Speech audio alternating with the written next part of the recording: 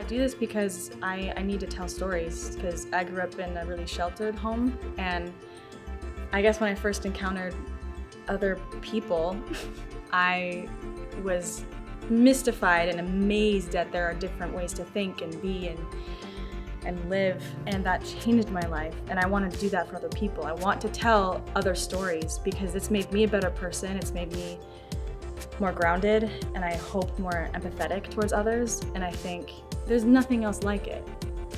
There's nothing else like it. You don't get to win this one.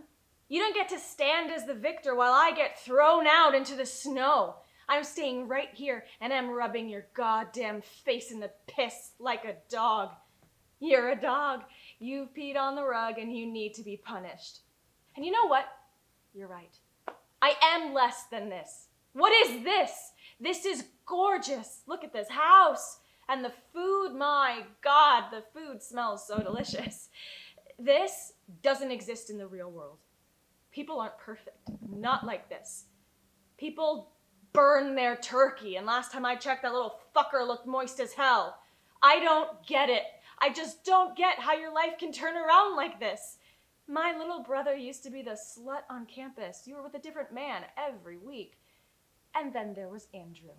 You guys fought and broke up and made up and got back together, and you loved each other. I invited Andrew here to rattle things up a bit, to get things back to how they're supposed to be. The only way you'll ever change is if someone else takes charge, and that's exactly what I'm doing. I'm your big sister, and it's about time you remember that. Forgive me for wanting my little brother to be my fucking little brother again. Do you want me to tell you something awful that will make you feel a whole lot better? Yes? She's going to be fired. Really? The research center is making major cutbacks, and it's no secret she's got serious attitude problems. Katrina's being fired? Next week. Who's gonna make my car payments? I'll help. Gertrude, if it weren't for you, I'd think that all women were remorseless bags of shit. And yet I'm so lonely. Well, you went out with Alan, didn't you? How'd that go? God, no, he's so nice. He lent me money and one of his ties. Stop, please, I have to beg you, because I would never. Alan? Really? Didn't I tell you? We were out, this is so horrible, at this restaurant, and he couldn't get over it because I had ordered a BLT with fries, and he had ordered a Spanish omelet with hash browns, and he went on and on, just on and on about how he wished he'd ordered the BLT, and the Spanish omelet was made with canned tomatoes, and couldn't he have just one of my fries because the hash browns weren't even crisp until I thought it would just... I mean, he ate half the plate of fries, which were practically unsalvageable because he had salted with such ferocity. He salted your fries? That's the kind of person. Well, no, yeah, you're right. I'm not talking moderate salting. I mean, this was... Oh, okay, no, yeah. No, okay, yeah, I understand. But still, I think that your standards are too high. Too high? How can they be too high? I was with you, wasn't I? Well, I wasn't so bad back then. You were worse. No, please, no. Here, let's make a list. Let's make a list of men I should date. Men who are worthy of me. All right. How about Jasper Johns? I love how he finds the divine in the ordinary. I think he's dead. And he's gay. But I'll write him down. How about Ad Reinhardt? I love all those black paintings, the variations, the depth. Dead. Well, you think of someone. Sugar Ray Leonard. Maybe. Is he married? Well, maybe. We could check. But at least he's still alive. This is depressing. Only connect. Only connect. Who said? E.M. Forrester. Dead! Very. Right. Well, don't give up. No. I won't give up. I'm a Capricorn. They don't give up.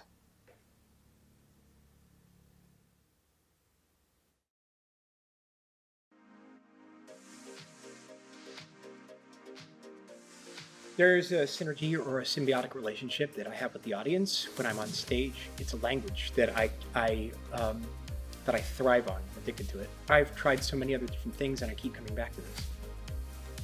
I think that I'm in love with it. and that I have really no choice but to be doing this.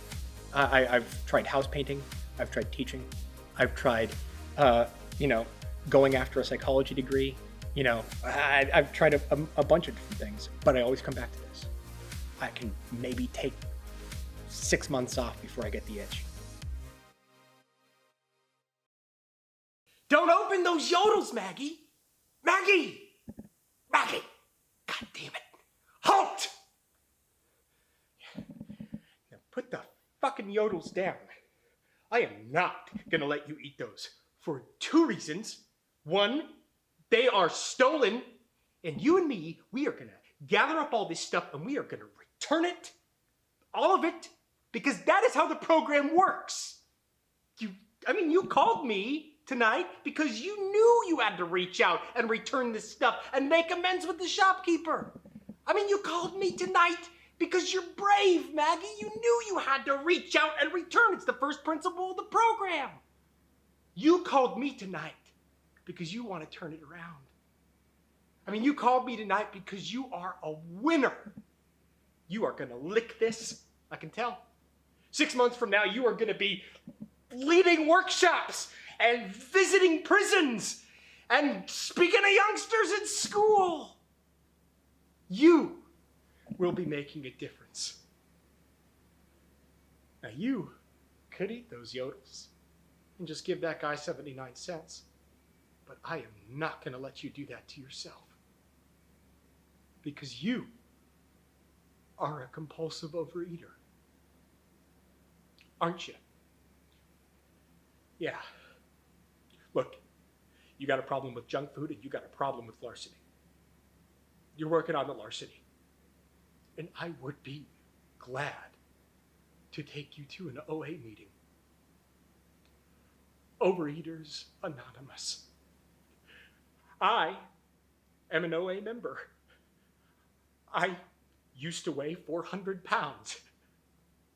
Here is a picture of me on a horse.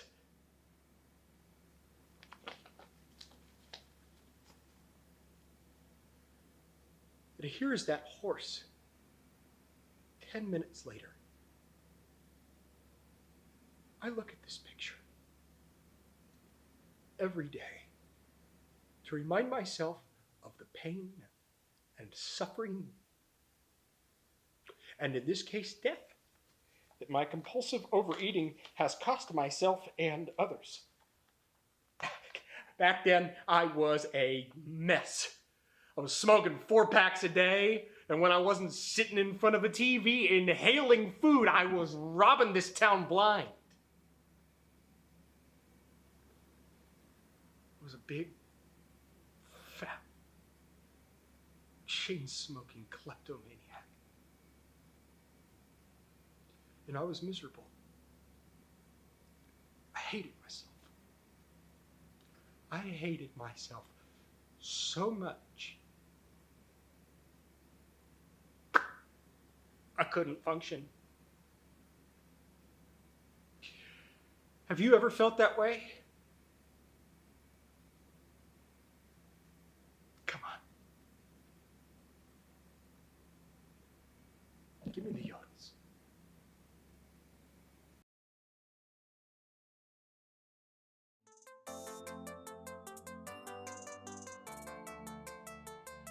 I think my whole life has kind of been defined by me being an ambitious person and someone who feels really deeply and has the willpower to overcome any obstacle in my way. My dad came from communist Poland. My mom came from Peru, and she started out here in the States cleaning houses for people. And my dad came to this country with $50 in his pocket, and they made a life for themselves, and it was on them, and now it's on me. I've always liked you, Lydia. Seeing you with your sister, sometimes in the summers when our families would get together at the beach. I thought you were fun and funny and really good at volleyball, which I thought showed you have a natural grace and beauty and a lot of energy, which, it's not like I fell in love with you at the time or that I've been like a stalker or something in the background all these years. But really, over the years, I've thought back from time to time how good it felt just to be around you. And I thought, well, maybe this is an okay way to have a marriage. To start out, not in a romantic way, but as a friendship, because I admire you. And I thought perhaps this might grow into something deeper and longer lasting. But maybe this isn't quite the thing you want, and really, I don't want to force myself on you. I mean, you should be free to choose. I mean, obviously. Although I think I should say what began as friendship for me and a sort of distant, even inattentive regard has grown into a passion already. I don't know how, or when, or where it came from, but the longer I felt this admiration and, well, pleasure in you, seeing you become the person that you are, I think a thoughtful person and smart, and it seems to me funny and warm and passionate. I mean, about the things I heard you talk about in school or playing the piano. I saw you one night at a cafe by the harbor drinking almond nectar, and I saw that happiness made you raucous. And I myself don't want a relationship that's cool or distant. I want a love, really, that's all-consuming, that consumes my whole life. And the longer the sense of you has lived with me, the more it has grown into a longing for you. So I wish you'd consider, maybe not marriage, because it's true you hardly know me, but a sort of courtship. Or maybe you'd just, I don't know, go sailing with me or see a movie. I talk too much. I'm sorry. Hey, Hey. I look good, right? Yeah. You had to think about it? Nah. What? Was someone here? No. Why? Nah, just nobody was here. I thought I just answered that. What's up with the hat? What hat? That hat over there. That man hat that ain't my hat that's right over there. That's not your hat? Anything you need to say? About what? You don't need to say nothing. Jackie? Don't Jackie me, okay? I'm calm, I'm civil, I'm polite. And You know my mother gave us this bed, right? if you got something to say, why don't you just leave your fucking mother out of it and say what you gotta say? It ain't mine! So? It's probably your friends or your fucking sponsors or whoever the fuck else comes up here sometimes. That fucking old man down the hall you always got coming the fuck by? I don't know. You don't know? You know what? Go fuck yourself. I don't know what your problem is, and I don't know why you're bugging the fuck out over a fucking hat come anybody. You're right. I know I'm fucking right. Fuck the hat. Fuck the hat? That's what I said. Fuck the hat. Good. Fuck it. The hat? Fuck it. Okay then. That hat, that's a hat I got no interest in. How about my apology now? You got any interest in that? The bed. The bed what? Aqua Velva and Dick. Why the bed smell like Aqua Velva and Dick, huh? Why? Jackie. Don't stay away from me. You're fucking crazy. You know that? I'm crazy. Yo, head of the bed. Aqua Velva. Mid-bed. Fucking Dick. Here. Smell it. Smell that shit and tell me it ain't Dick. You're acting fucking retarded. Oh, maybe I am retarded. Maybe I'm fucking, like the guy at the bodega who sits on the milk crate and asks you if you like fucking Batman and Ritz crackers every fucking day. Maybe I'm that fucking guy. You're acting like that fucking guy. Because I'm trying very fucking hard not to lead to conclusions, Veronica. But I'm a bit, I don't know, unable to ascertain why this bed, my mother's fucking bed. Your fucking mother. You watch your mouth about my mother. Watch my mouth about your mother? No, you watch my mouth about your mother. Fuck your mother, okay? Fuck your fucking bitch ass mother and her bitch ass big deal secondhand bed and fuck her bitch ass son, okay? Rest in peace. Over. The end. Don't like you no more. Get the fuck out.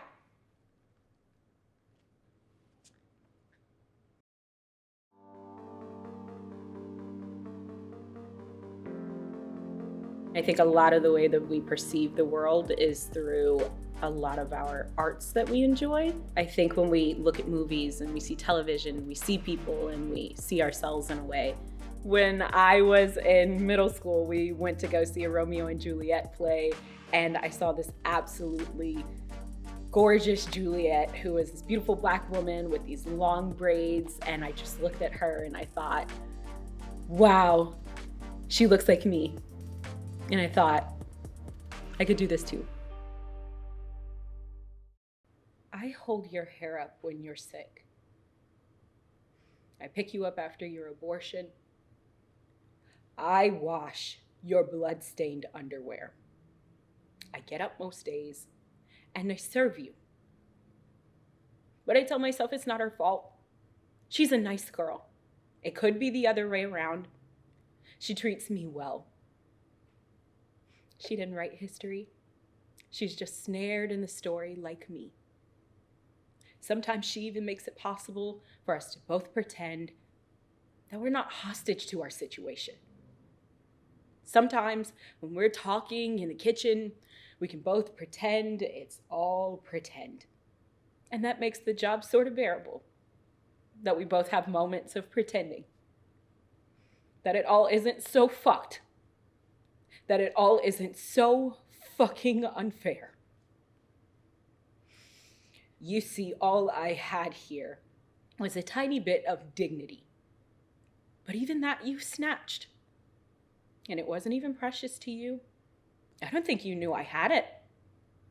That I need it. I don't think you know what it's like to need something. Just what it's like to want.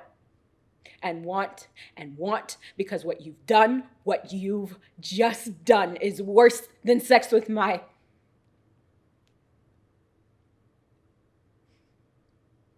someone you shouldn't.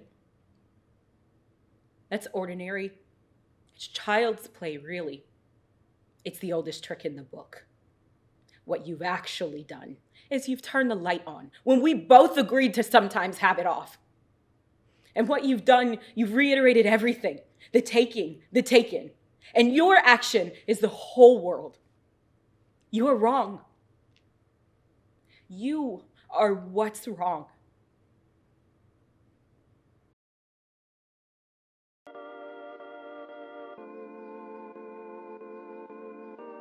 There's nothing more intense or fun to put yourself in other people's shoes and to kind of speak text that is given to you by brilliant minds. And it just seems like a little bit of magic. And feel through another person, from another person's experience. It's crazy. It's nuts. I need some help. I need some help. I need you to give me some clues here as to what you need, because honestly, I feel like you're standing behind this glass wall, just this sheet of glass, and I can't reach you. I kissed someone else at work. The new girl, the temp. I didn't tell her about you. I don't know why I didn't say I had a... But she was nice to me. She was nice to me. We talked about music, and she kissed me, and I didn't stop her. However hurt and raw and angry you feel, that's how I feel too, and that I love you more than anything. I'd cut off my arms for you. I'd pull my eyes out, and I'm sorry. And I know that if I go back in on Monday and she's there, I might do it again. I could see our future together. This picture of what our lives were going to be like. And I feel like I've been burgled. And that I need to live in this stupid, angry version of the world where the person I adore, my best friend in the world, can't even look at me, and I can't look at myself. I miss you. I want to sit opposite you in a restaurant, share a bottle of wine. I want to go to the cinema and hold your hand. Run around in the park. We can try again. Adopt, maybe.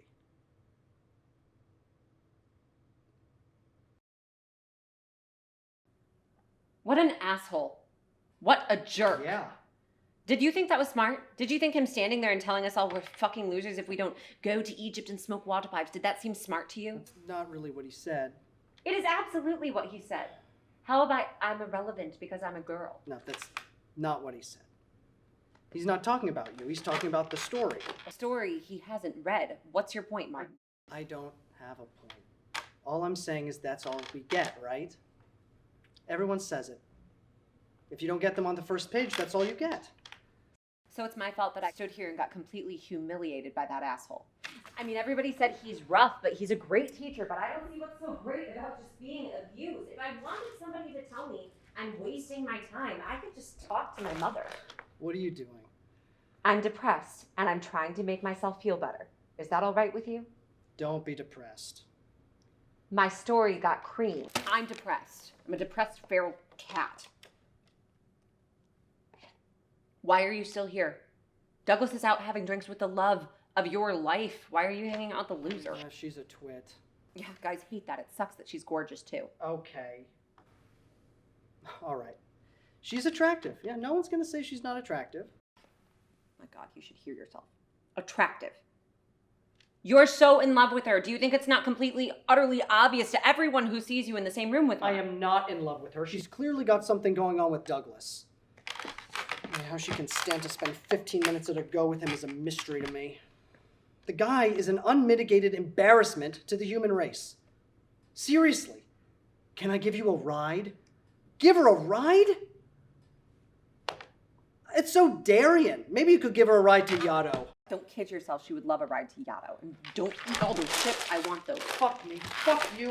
Fuck him. No, fuck me. I'm the one who got creamed. This sucks. That story was fantastic. People love that story. You love that story. Well, What? What? nothing. You don't love that story? It's okay. I mean, you've been writing it for 6 years. That's right. 6 years. Yeah, why have you been writing the same story for 6 years? Because it's a good story. It's a really good story. When I was at Bennington, Jesus. I learned a lot there, Martin. What you learned was how to write one lousy story in 6 years.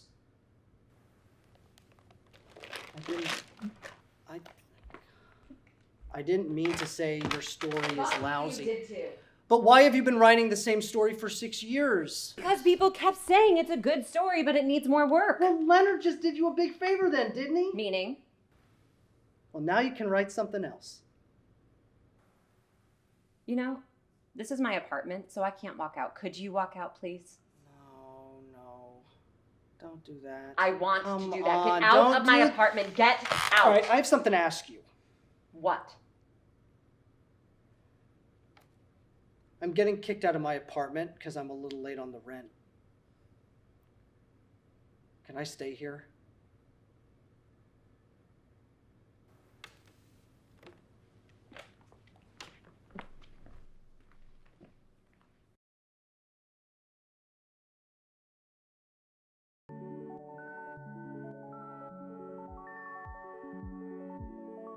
I started dancing when I was 3, one of 7 kids. So I think in a way it was also a way to be heard.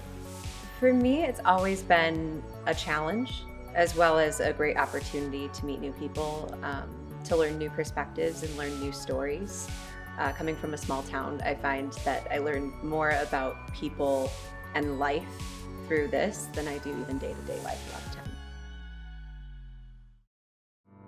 Now look at me, now that you're finally here with me, now that I know I was right to wait, and everyone else was so wrong for so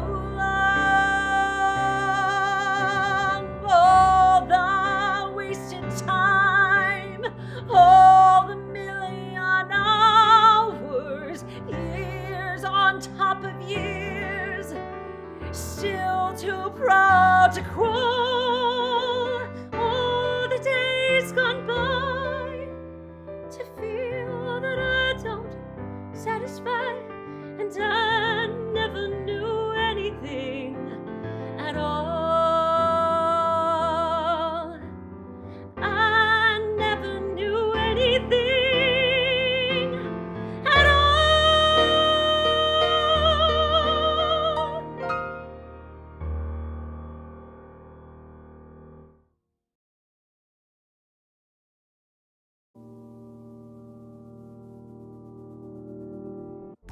When I was 12 years old, I was cast in The Wiz as Ada Pearl, the Good Witch of the North, and I had never done a show in my life. I could only sing Happy Birthday, and it's a musical. And I said, great, here we are. And I did it every night. And I was really sick as a kid, but every single night, I tell you, I was the healthiest human being, the healthiest little chocolate drop on stage.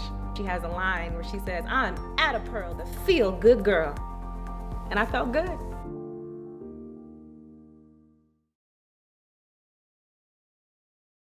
I followed you a couple times, just to be sure, so I could see for myself what my husband does when he's not in my house. The truth. What? You ain't got nothing to say now? Big man? I'm leaving you, and I'm taking our son with me. What's you gonna do to stop me? I've been waiting a long time now, months, for you to pull your head out of the clouds and see what you have been doing to our family. But every single time you came home, and don't think I didn't know where you were. Every single time you came and kissed me when I could still smell her on you. And there wasn't a damn drop of guilt in your eyes. That was the worst part. Knowing you didn't think any of this was wrong. You see, somehow this dream life you've built for us got you living in a dream world too.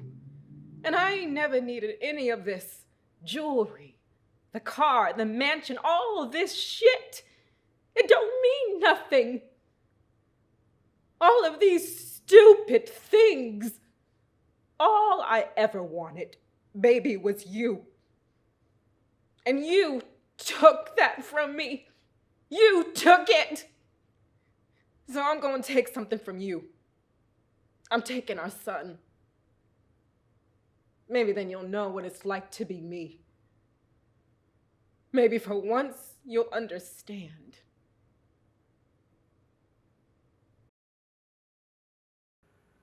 Am I doing something wrong? No, Something I could be doing better that you want me to try? no, I like it. But you never let me do it anymore. I let you. You never let me do it anymore. I do. On Oscar night, What? we watched the Oscars and then like halfway through we got bored and we had sex. That was the last time you orgasmed. Okay, not the last time I The orgasmed. last time you orgasmed with me, which is the part of your sex life I am most concerned about. Laura, that sucks! But it's fine. I don't mind. I honestly don't mind. I mean, sex isn't just about orgasms. No, I know. And I fucking hate when we have to like have a conversation about it. I'm just trying to figure out why you're holding back. How am I holding back? Why won't you let me try to make you come? Oh, come on, babe. We have like 2 more episodes of The Wire. We could be done tonight. Can you just tell me honestly? What's up? Maybe I don't enjoy it as much as I used to. Oh my god, Laura. Well, what was your plan? To just continue to have bad sex? I would never characterize our sex life as bad. I would never say that. What do you want me to do? Do you want me to try a new position? I can do that. I mean, I'll learn. I can, like, Google it. Do you want a new toy? We can do that. Do you want to try to get yourself off while we fuck? We can do that. I hope you don't think I'm stopping you from doing that. I want you to be rough with me. What? Like, rough. Rough? Yeah, rough. I wasn't sure what you said. Like, Like, what does that mean? Oh my God. Well, what does that mean? Rough could mean a lot of things. Well, use your imagination. Do you want me to spank you? Grab you? Stuff like that? Yeah, stuff like that. Can you be more explicit? It's not sexy if I have to tell you. Oh my God. Well, I guess we're just at that point in our relationship where we've ceased to be sexually exciting to each other. Oh, I didn't realize you were having any sort of trouble. Yeah, I just sort of think about other things. Like porn. So when you're fucking me, you're not thinking about me? Where are you going? I'm watching the goddamn Wire. Come on, Laura. Guys look at porn. Every male on the planet. And yeah, I look at porn from time to time, but you know what, honey? So does your dad. Maybe if you watch just a little less, you'd be capable of showing a bit more imagination in your own sex life instead of our usual 15 pumps in missionary with a vacant expression on your face. Vacant expression? Do you know what your face looks like when I fuck you? The palpable boredom on your face? You think I'm oblivious to that? Kind of. From where I was laying, this was the hardest you've come since the fucking Oscars. Was it my palpably bored expression that got you off? Nope. It was the thought of the climactic ending of Anal Heartbreakers 5. What? That is not okay. That is never okay. Do you understand me? Don't you ever do that. For what? What? What will you do to me? Laura, if you hit me, I will hit you back. Yes! Please! Hit me!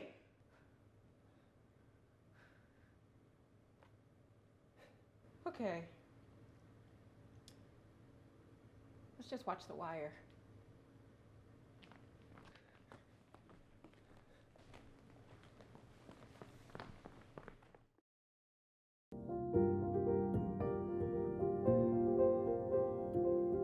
It's always been a thing I knew I was going to do. Stories are everywhere, they can change us, and I think they're even more powerful when you experience them with other people. For theater, you have the opportunity to watch something in real time, watch a living person in real time with other living people, and for that moment, you're all connected. All right, I have no website. I said there ain't no website. I have no website. I have no business cards. I have no plan. I've got nothing. Nothing, nothing, nothing. After 7 whole weeks, I've got nothing. Nothing to show. I mean, I have a domain name. I have a domain name that I own on the internet. But I don't think I want to run a financial planning business. There is so much you don't know, Mary. Like, Mary, did you know I have always wanted to be British? Yes, when I was 10 years old, I would watch Masterpiece Theater and read Agatha Christie, and when I would go to McDonald's, I would order an iced tea because I thought that's what a British person would do. And there's this website out there, Mary. It's called Britland, and it's designed especially for non-Brits who want to be British. I have an identity on that website, a British identity. My name is Ian. I'm a prep school teacher. I teach geology. I like to bike. I have a cat. I am engaged to be married. I have a pint of ale each afternoon. Right now, I am asleep because I like to get up early and have a cup of tea and go for a jog before I head to campus. Right now, I am asleep in my flat. I am asleep in my flat with my fiancée, Julia. I spend way more time on Britland than I do my website, Mary. Maybe more time than I spend with you.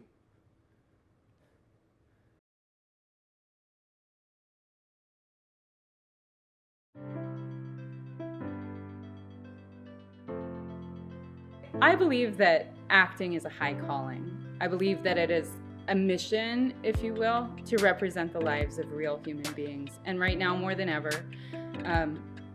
I feel that I'm brimming with stories to tell, not just my own, but stories of others that need to be told. And so I'm excited to go out into the world and to dive into communion and connection with community, to tell stories for now, for this time, here and now. You never consulted with me.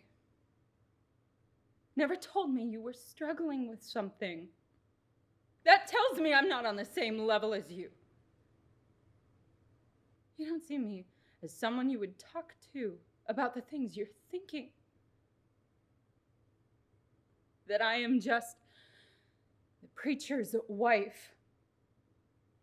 That I just sit in the background, just nod my head, and support you in every decision you make. I am not that kind of preacher's wife. I think you figured if I experienced your amazing sermon with the rest of the church, I'd be all swept up with all the rest of them on account of your own magnificence. But Paul, it didn't work on me. And I wish I didn't find you so magnificent. Because if I didn't feel all those ways about you, it would be so easy. I am worried we won't be together forever. And I'm worried it'll be my fault. And God will say when it comes time to say the things he'll say, why did you fail him? Why did you not do everything you could to keep him from falling away? And so this is me doing everything I can do. But really, I'm afraid. Because I want to be with you forever. By staying with you, I am making it easier, aren't I? It would be harder if I weren't here. I love you, Jonathan. I love you with all my heart. I love your hands and your kneecaps and your hair and your ears. And I love the way you are sweet when you are sweet and the way you fuck up. Because even when you fuck up, and it makes me so mad, you are actually so incompetent at it. Such a wild, untargeted loser that I love you because I think the reason you are such a loser is that your heart is good. And so you can't hit the bullseye when you're acting like a nasty shit so that people don't have to take it seriously. They can just wait till you realize how wrong you've been. And also right. Also right. Because I don't think you are a pathetic loser that people love out of pity or because they want to be with some weak, useless guy they can manipulate. You really are a winner because of your heart, which is always there. And when you come around, we all see it. And see, you always were a good human being.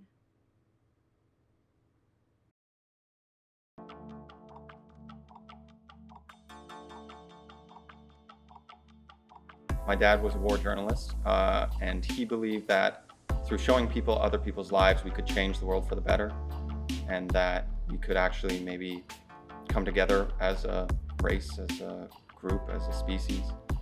More than anything, he taught me that it was important that if you believe something is worth showing, talking about, or expressing, you should follow it. And for me, that was theater. That was the characters we become. I wonder, would you marry me? Or would you have a coffee with me and think about having a conversation that would lead to marriage? Or late supper? Or breakfast? Tomorrow? Or lunch? Or tea in the afternoon? Or dinner the day after? Or a movie? Thursday for lunch, Friday for dinner? Or perhaps you would go for the weekend with me to my parents' home in Provence. Or we could stop along the way, find a little place for ourselves to be alone. Or perhaps we could just have coffee over and over again until we get to know one another. We could have the seasons in the cafe. We could celebrate our anniversary, and then perhaps you would forget that you're not married to me, and we could have a child. You know, I've known many women. I mean just, you know, my grandmother, my mother, my sisters, and also women I have known romantically, and then too friends, and even merely acquaintances. But you know, in life, one meets many people. And it seems to me, we know so much of another person in the first few moments we meet, not from what a person says alone, but from how they hold their head, how they listen, what they do with their hands as they speak, or when they are silent. And years later, when these two people break up, they say, I should have known from the beginning. In truth, I did know from the beginning. I saw it in her or in him from the first moment I knew. But I tried to repress the knowledge because it wasn't useful at the time. Because, for whatever reason, I wanted to go to bed with her as fast as I could. Or I was lonely. And so I pretended I didn't notice. Even though I did. Exactly the person she was from the first moment I knew, and so it is with you. And I think probably it's the same for you with me. We know one another right now. We know so much about one another. And we have known many people.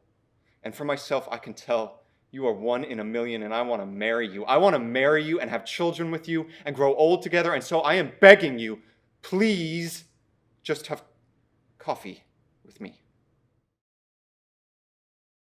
So she looks at me and she says, "Are you aware that you only have one testicle?" Well, I nearly dropped. Or I would have, only she was holding me by the... And obviously, one of them hadn't dropped or something. So she says, "Surely you must have noticed." Okay, but that was the thing, all right? I always just assumed I had two.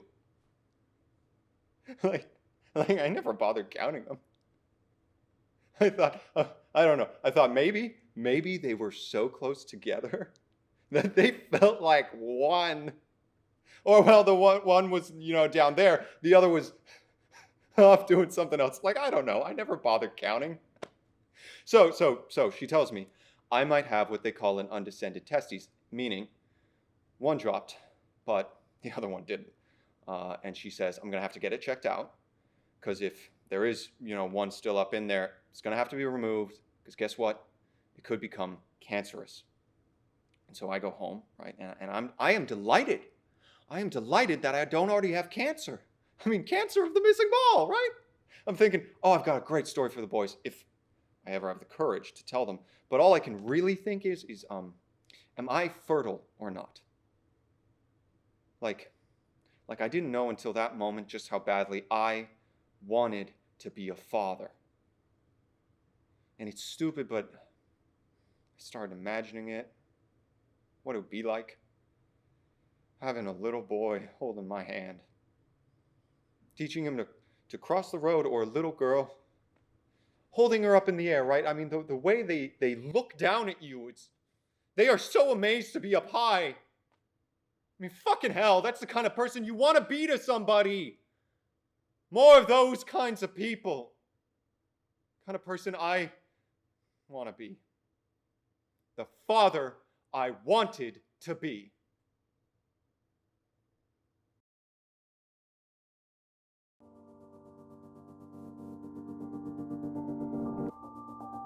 I would say that the major thing that an audience gets from theater is community, being in the same space, breathing at the same time, experiencing the same story. There's nothing more powerful than that. Theater for me has taught me to be vulnerable in a way that I've never been vulnerable before. And through that, much more free than I've ever been before.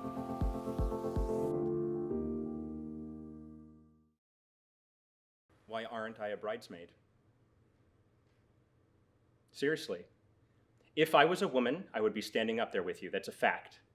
You can say whatever you want, but you're being so gendery, and you're like the least gendery person I know, so don't call me your best friend, okay? We were best friends when we lived together, or talked multiple times every single day, or spent every weekend together, but we don't do that anymore. Not even close. All of the things that you got from our friendship, you get from Tony now, which is great, but... Well, let's start with tonight. Exhibit A, the bachelorette party, which comes on the heels of the bridal shower, where I had to buy you pots and pans and Cuisinarts and all this shit for a kitchen you will never use because you don't cook. And this is, of course, after the engagement party, the one in New York, that is. That's not including the one that you had in Massachusetts, which I also went to. 2 engagement parties to honor your engagement, a bridal shower to honor your status as a bride, and now, tonight, a party to celebrate your bachelorette status. And don't think it wasn't obvious to everybody when we showed up at your apartment tonight that the reason you were all sweaty was because he had just fucked you. So you get fucked by your fucking amazing fiancé, and then we have to spend more money to buy you drinks and dinner and more drinks, and I guess that budget that you're supposedly on doesn't apply to your friends. Because people are spending thousands of dollars on something that I couldn't articulate the purpose of it, even if I tried. And of course the weekend you have for your wedding. An entire weekend, Laura. So I'm basically spending $2,500, which I don't really have right now, on something I don't even believe in, and neither do you. Neither do you. So let's honor you for making one fucking decision, which frankly has no bearing on me whatsoever, except to be a pitiable reminder of what happens to people who don't find someone and then spends their life attending the life events of all their friends, and then goes home and gets in bed alone and turns on Law and Order and stares up at the ceiling, trying to understand how everything went to shit.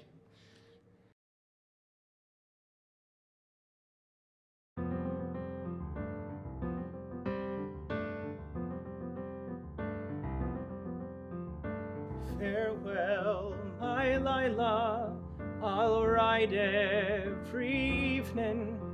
I carved our names in the trunk of this tree. Farewell, my Lila, I miss you already, and dream of the day when I'll hold you again in a home safe from fear, when the Southland is free.